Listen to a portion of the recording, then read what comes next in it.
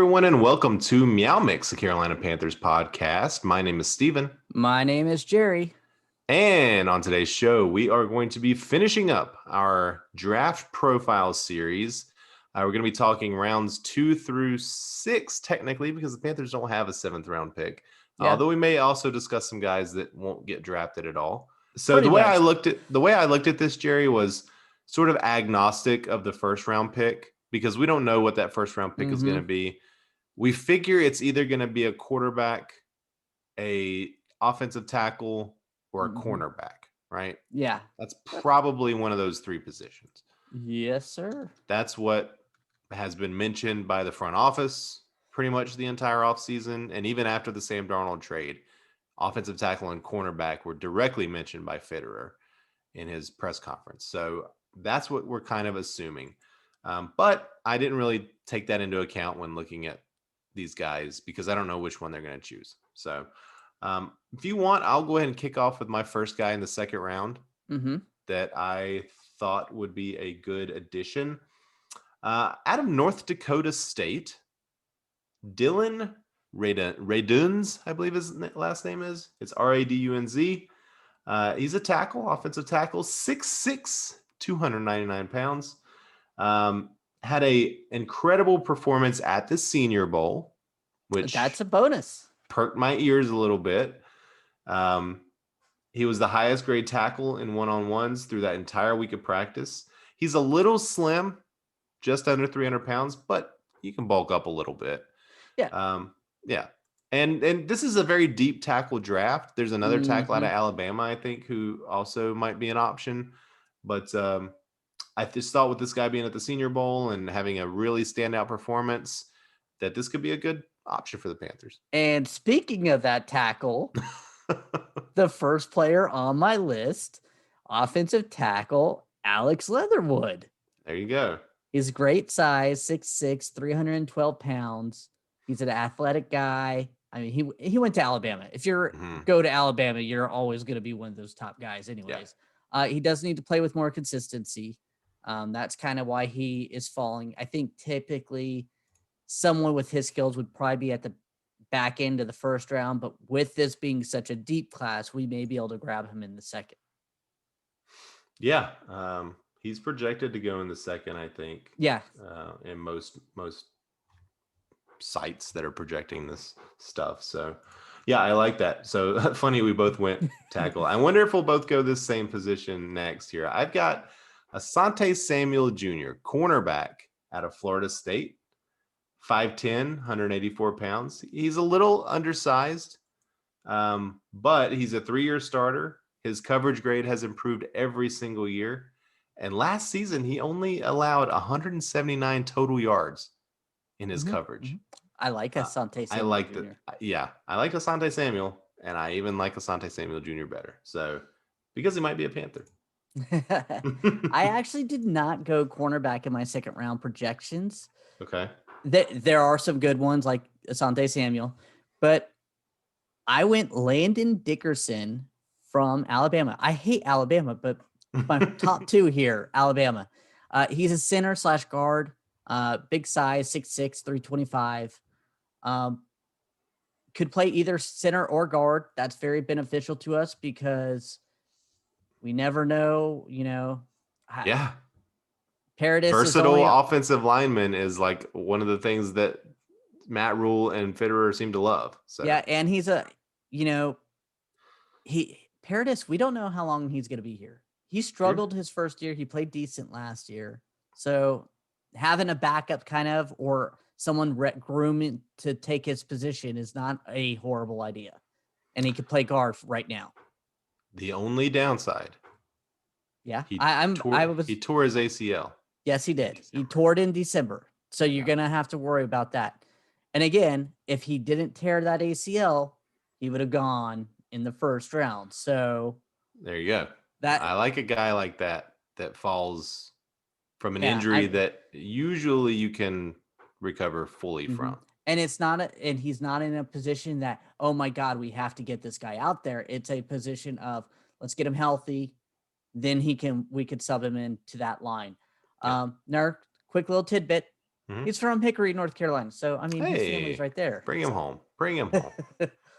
I like that. And I did consider center later on in the draft. So I do agree with you that should be something that the Panthers target.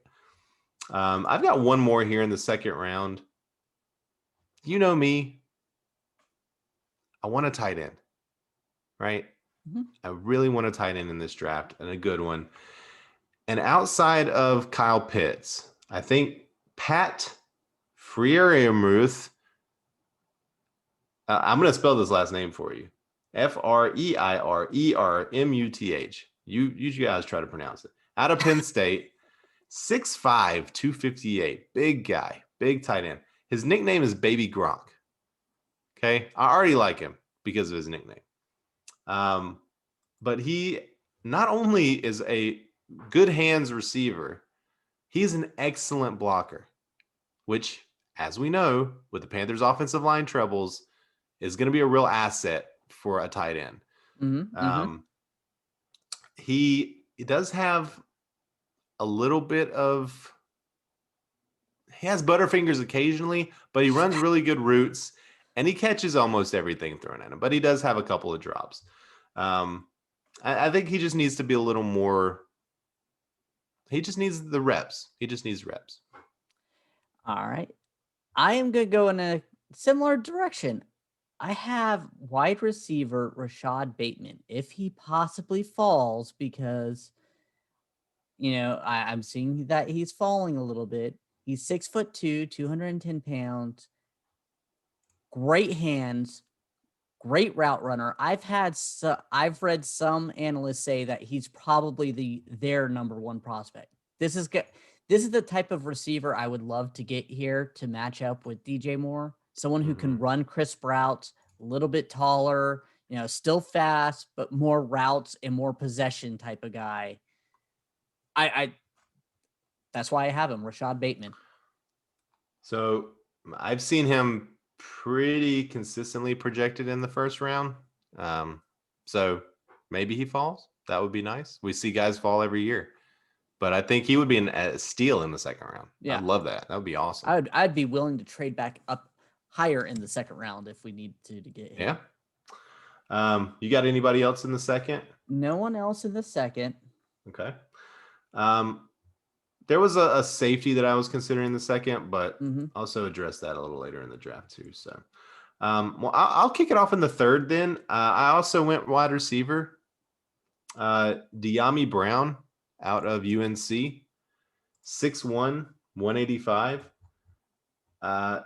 He just wins downfield.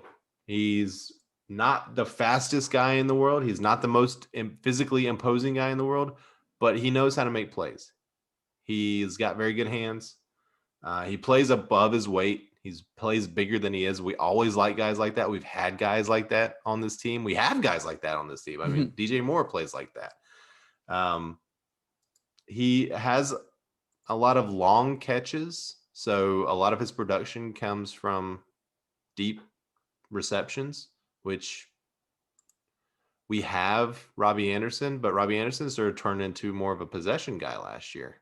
Yeah. So it's nice to have that kind of downfield guy that can win the jump balls. So yeah, I thought if we go third round wide receiver, he might be a target. No, I like that. I'm going to continue on some of the positions that we both have. Well, actually, I haven't mentioned this position yet. Cornerback from Georgia, Eric Stokes, 6'1", 185 pounds. He runs a low 4.3. We're now talking about the, third round. I like this guy. I mean, find hit could be a solid starter in his own scheme. He does struggle in man. Had 4 interceptions last year. His PFF ranking last year was his lowest, which is not the best, but before that it was 82 and 81, and this year it was 72. So still consistent, fast, athletic. I would like just third round, maybe grab another scheme, zone scheme starter. Sure. I sort of went in the same vein there, but I went with a linebacker. who has excellent coverage skills, and Jabril Cox out of LSU, 6'4", 231. He just kind of looking at his PFF grades, very similar to the guy that you were just talking about, an 84 and 80, and then down to a 72 in 2020. But you know what? I'm not going to kill guys for a lower grade in 2020. We have no idea. I have what was Jabril going Cox on my list. Okay. Well, then you know what I'm talking about. He's productive in multiple schemes. He struggles a bit in run coverage, but he makes up for it in like pass coverage. He's just very good. So I don't know if you have any additional thoughts on him. No, I mean, you just said it. Great run stuffing linebacker, just athletic. Yeah, right there. I think that would be a great position to grab. Maybe a guy that can jump up and become a full-time starter. I think he would be a really good value pick in the third round. I have another name for you. Going on defense. I put this name on here before Daquan's signing, but I still think this would be a great sign or draft because we only have Daquan for 1 year. Milton Williams out of Louisiana Tech. Defensive tackle, 6'4", 278. Big guy. He's good against the run and pass. PFF has him as 89 against the pass and 88 against the run. Wow, he has really great good. hand techniques. I know Louisiana Tech. Okay. Louisiana Tech, LA Tech. I know the last time we drafted a player from there, it didn't turn out that good. But this third round. Who's the last guy we drafted out of there? Vernon Butler. Oh, yeah, I'd just stay away from that school. Same position too, but yeah. I mean, and that kind of makes me wonder if those grades are a little inflated because of his competition. Yeah, but he ran a 4.6 40 at 278 pounds. That's athletic. That's a big athletic dude. Yeah, I like it. I don't have any other third rounders. I have one more. Okay. I kind of cheated. I threw in a fourth one here. Sure. Tommy Trimble, tight end, Notre Dame. Yeah. Blocking tight end that has some athleticism. I think this would be a nice little spot to pick someone like this because Dan Arnold is here for 2 years. Either way, we need a blocking tight end that Manhurts used to be because he's now in, I think Atlanta signed him. So I think getting a blocking tight end with athleticism, maybe he can work and become a pass catching tight end. George Kittle was considered a blocking tight end. Yeah. And then they let him work the system. He was athletic. So his second year, he blew up because, he got time to learn. He's a guy that has ended up on a lot of my mock teams in drafts. And I decided not to go 2 tight ends in this exercise for myself, but I'm glad you mentioned him because that would also be an option. I just want a tight end. It can be Kyle Pitts. It can be one of the, the guy that I mentioned in the second, Freiermuth, or it can be Trimble. So I'd be fine with that. So are you not excited with Dan Arnold at all, or? No, I am excited. Maybe not excited about him, but I think he will be an upgrade over what we've had the last couple of years. Even the last 2 years of Greg Olsen he played like 5 total games. Yeah. Those last 2 years. I agree. It's really been 3 years that we haven't had anybody at tight end. So I like Dan Arnold. I don't expect him to be the starter for the next 10 years here. No. Let's move on to the 4th round. Would you like to kick off the 4th round? I will kick off the 4th round with Seth Williams, wide receiver, Auburn, 6'3", 211 pounds, big time red zone threat. I mean, that another wide receiver. We're talking 4th round too, guys. We're not talking someone who's gonna step in right away. But you put him in that red zone area, those short yardage areas. He's a big body guy that can do some damage. Yeah, and the way I look at this, when I do my draft prep, I'm looking at like rounds 1 through 3 are guys that I want to start right away. Or, a 3rd round can be either or, but I hope that they can, that's what I'm kind of looking at. But rounds 4 through 6, I'm thinking either guys that have some question marks or guys that will grow into a position or just solid backups like this guy that I'm about to mention. Kahlil Herbert, running back out of Virginia Tech. Okay, 5'9", 212. He's got a low center of gravity. But he is a guy that, like, if you watch any Virginia Tech games, like big play after big play, he's a guy that makes big plays. He played actually at Kansas prior to going to Virginia Tech, and he was very good at Kansas as well. And he returned kicks. So he could be a guy that does multiple things for the Panthers. Little old. He's a fifth-year senior. So when you're drafting a running back, you don't really like a guy in his mid-20s. but as sort of a backup to Christian McCaffrey and potential special teams guy, I think he'd be interesting. Yeah. I was actually looking at my next pick, and now they have him ranked in the 60s. So this guy would be more towards the second and third round now. Let's talk about him. Kendrick Green, kind of guard center from Illinois, 6'2", 305 pounds. He's another versatile type of lineman. He's a strong, powerful guy. He had an 88 grade PFF last year in college football. He has a big time blocker. Just if you've noticed, a lot of my guys are offensive linemen. Mm-hmm. Yeah. Well, my next guy, offensive lineman, guard, Deontay Brown. Deontay Brown. Yeah, you ever heard of that name? I am actually looking him up. 6'4", 350, big guy. Very, very good run blocking offensive lineman. Or run blocking. He's just massive guy.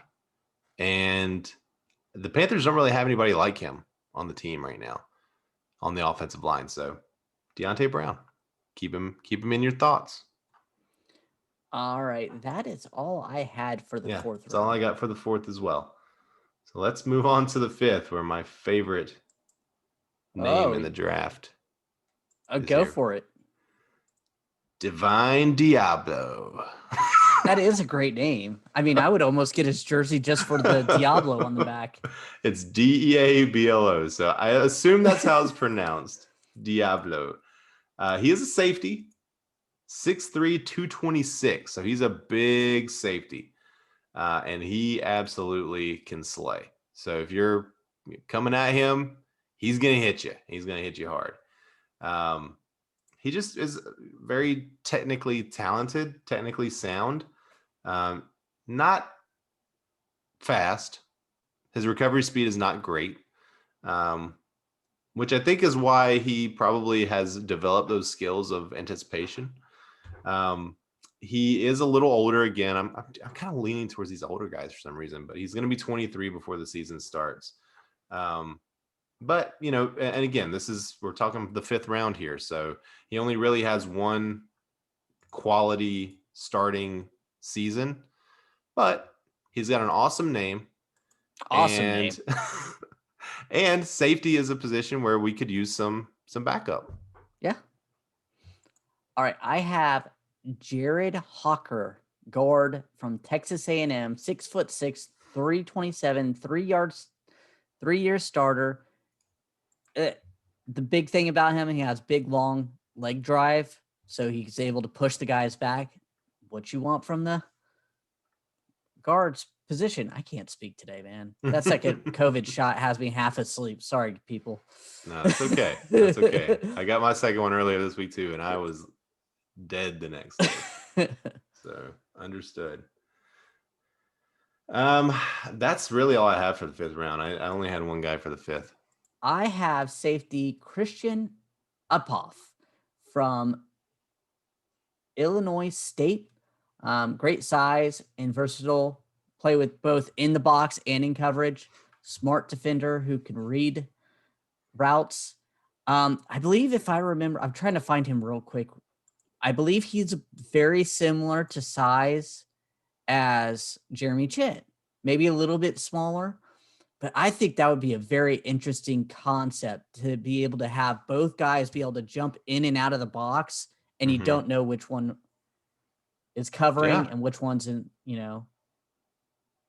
It's always nice to have some subterfuge out there. Any others in the 5th round? That is the last one. All right. Well, let's move on to the 6th. We'll do like 6/. Potential undrafted free agents, because the Panthers do not have a 7th round draft pick, at least as of right now. They do not have one. So, which not a big deal because we got 2 6 rounders. So, this is where I address center. Creed Humphrey out of Oklahoma, big guy, 6'5", 320. He's got some of the best hands in the entire draft class for centers, which being able to get somebody like that in the 6th round is pretty smart. 3 years of starting experience. He has the skill set to play other positions, so he has also got some versatility. Probably the reason why he's going to fall to the later part of the draft is he didn't have a ton of competition just based on the 3-man rushes that Oklahoma usually faces. And when he did face upper echelon competition, such as Bravion Roy, he got dominated. So he needs some work. He's not the best athlete either, but got great hands. And this is a 6th round pick. You're just kind of shooting for the moon. Yeah. Absolutely. I wouldn't mind taking a chance on him. And my 6th round pick, or 6th round undrafted, Chamar Charles, cornerback, Appalachian State. Keep him in North Carolina. His downside, I'll knock that out real quick. He's 5'10". He's a smaller guy. He's going to have to play that slot role.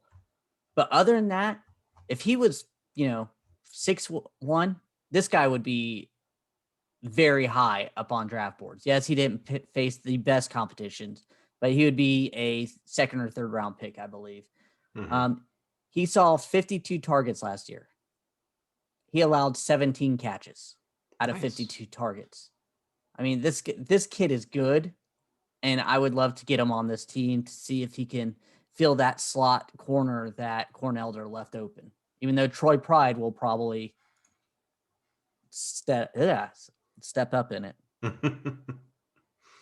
My next one is, I'm going to cheat a little bit. I'm going to say quarterback. There's a couple of guys that I think could be interesting. Sam Ehlinger from Texas, quarterback, 6'3", 225. You look at his stats, they're pretty good. His 2018 season, 25 touchdowns, 5 interceptions, 32-10, and then 26-5 last year. Passer rating is right around 105 for all 3 seasons, with right around a 60% completion percentage. He doesn't have the best awareness when it comes to the rush. Oftentimes he feels pressure when there is none. But he is unafraid to attack the middle of the field. He actually thrives there. He's got 4 years of starting experience, and he takes care of the football. He doesn't turn the football over. So doesn't have the best arm in the class. But I think for a backup quarterback, he'd be pretty interesting. Nice. I was kind of curious if either one of us would actually bring up a quarterback, because I don't have one on my list. So, well, I will say also there's another one that may not even be drafted, Ian Book out of Notre Dame. Again, if you just strictly look at stats, he in 2019 he had 34 touchdowns, 6 interceptions for 3,000 yards. But his negatives are he locks in on one receiver. He's got well below average arm strength for the NFL. Doesn't have a very good athleticism, and if he has to see it to throw it, so he doesn't really have a lot of timing, rhythm, or anything like that. Could be some things that he just needs time to work on, but I always like a guy that, the quarterback for Notre Dame, that's in the 3-year starter. I mean, that's something, Oh yeah. I mean, it's something. I mean, if we could have got Jimmy Clausen in the 6th round, that would have been more where he deserved to get picked. Oh, can you imagine? Mel Kiper would have just probably died on air. Oh, man. All right. I have Eamonn Ugbong Baminga from Oklahoma State, linebacker. I just wanted to say his name. That's the I'm joking. Name in the draft. I don't know. He's no Diablo, but it's pretty close. 6'1", 230. He's very athletic and very instinctive. He just never really put it together. He's cousins to a defensive lineman, Emmanuel Ogba. So I think this guy could become a starting caliber linebacker if groomed. If ignored, he'll just fall to the wayside. But if not, the worst case scenario, I think he could be a really good special team player. And we're talking about the 6th round here. I've got one more here, and this might be a bit of a stretch that he falls to the 6th. This could be a 5th round guy, but I got him in the 6th here. Amari Rodgers, wide receiver out of Clemson. Mm-hmm. Just because he sort of reminds me of Curtis Samuel a little bit. He's 5'10", 210, so he's almost the same size as Curtis Samuel. But one of his pros is he could be the best receiver with the opportunity to switch to a running back in this draft. So I like guys that have that versatility. Obviously, the Panthers like guys with versatility as well. Not enough to sign Curtis Samuel, but he made a lot of money. Yeah. But I wouldn't mind throwing a late fifth or a 6th round pick at this guy and just seeing if something could develop. That's again, the 6th round to me is all about, let's see if this could happen, you know? Yeah. So this is more of an undrafted guy, Jaquan Hardy, running back, Tiffin College. Tiffin. Never heard of it. Yeah, me neither. 5'10", 225, small, compact running back. That's quick and versatile. So he catches a lot of passes and stuff. Kind of, again, undrafted 6th round pick. I'm thinking maybe he can, since he is 225 at 5'10", he's got some short stout. Bulk, yeah. Yeah, maybe he can do some nice little short yardage back. And also, if he has good hands, which he did in college, he could do some work. Mike Tolbert 2.0. I think he's a little bit smaller than that. Smaller than that, yeah. But that type of production, I guess, is what you're looking for. Yeah. Correct. That's all I've got. Do you have anybody else? I have another one. This one's just for you. Is it a kicker? No, I wish I did do a kicker. This is going to be an undrafted guy. I even forgot to put where he was. Went to school at. Warren Jackson, wide receiver. He's 6'6", 220 pounds. I don't want him as a wide receiver. I want him to bulk up because he did have really good hands, and he's very good at 50-50 balls. So my thought, bulk him up, put him at tight end. Yeah. I love turn the tall receiver into a tight end. Yeah. He went to Colorado State. Okay. Yeah, I like that. Well, I think we hit like every position on the field. Mm-hmm.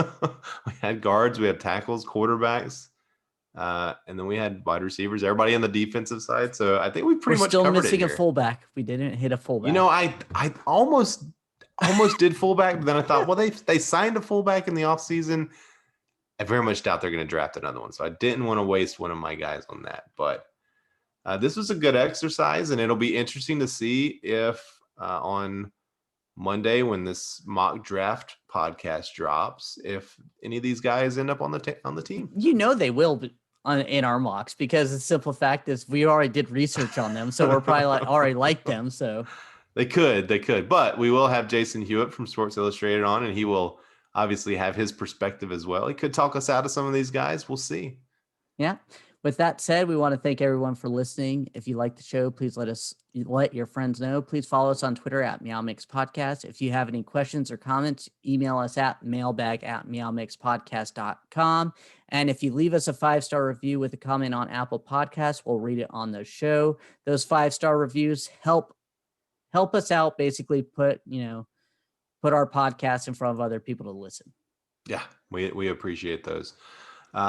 As I have said a couple times now, we will be back early next week on Monday with our mock draft episode, and we're gonna have some bets for the draft. Bets. I think we're gonna do one whole big sheet, and then the loser's gonna have to pay out something. I think we had talked about like a $20 item on Amazon or something. Yeah, that'll be fun. Yeah, I got that yodeling pickle ready to send you. Last time I won the bet and you sent me a bag full of used rubber duckies. 50 rubber duckies. The wife did not like that. But until Monday, everybody be safe and keep pounding. Wow.